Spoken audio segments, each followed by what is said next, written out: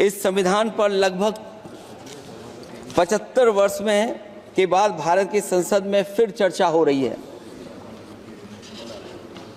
मैं कई महत्वपूर्ण बिंदुओं पर अपनी बात को रखना चाहूँगा। अध्यक्ष महोदय, हमारे संविधान की प्रस्तावना संविधान का निचोड़ है। सरकार के उद्देश्यों और लक्ष्यों को स्पष्ट उल्लेख है प्रस्तावना में। मैं प्रारंभ करता हूं संपूर्ण प्रभुत्व संपन्न समाजवादी धर्मप्रिय लोकतांत्रिक गणराज्य से। आज अध्यक्ष जी, सीमाओं की रक्षा करना संप्रभु का प्रथम कर्तव्य है। और अध्यक्ष महोदय, जिस देश की सीमाओं की सुरक्षा में जहां पर समय समय पर सेंध लगती हो, और हमारे माननीय मंत्री जी बेहतर जानते होंगे कि कई जगह पर हमारी सीमाएं सिकुड़ रही हैं। हमारे संसदीय मंत्री राज्य अरुणाचल प्रदेश में चीन के बिल्कुल बगल में रहते हैं। अध्यक्ष महोदय ये जानते होंगे कि हमारे पड़ोस में कितने गांव बस गए हैं, न जाने कितना वहां पर गांव की तरह घर बसा दिए गए हैं। लद्दाख की तरफ अभी दोनों देशों की सेनाएं पीछे हटी हैं।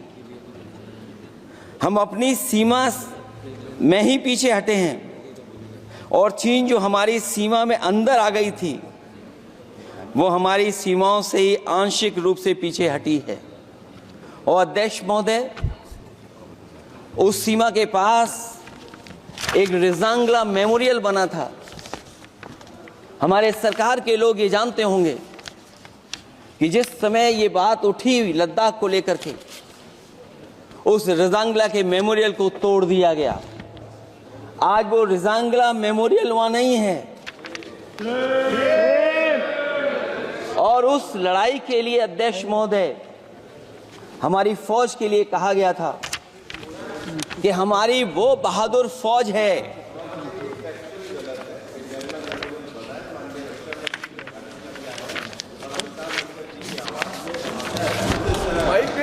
अध्यक्ष महोदय, यही तो फर्क है।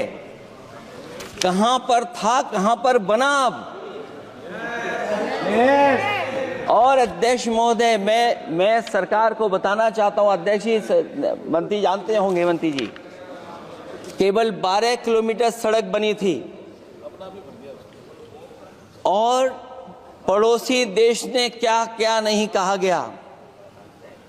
और वो समय आएगा जब हमें मानसरोवर और कैलाश पर्वत पे जाने के लिए भी वो देश हमें रोकने लगेगा। तो हमारी आज 75 साल बाद सीमाएं कितनी सुरक्षित हैं। क्या लद्दाख की वो फिंगर्स जहां पर हम पहले थे, क्या हमारी फौज वहीं खड़ी है कि नहीं खड़ी है? अगर आप रिजांगला मेमोरियल जानते होंगे, तो लद्दाख की वो सीमाएं जो हमारे देश के अंदर थी, क्या हमारी सीमा वहां तक है कि नहीं है? आज नहीं है।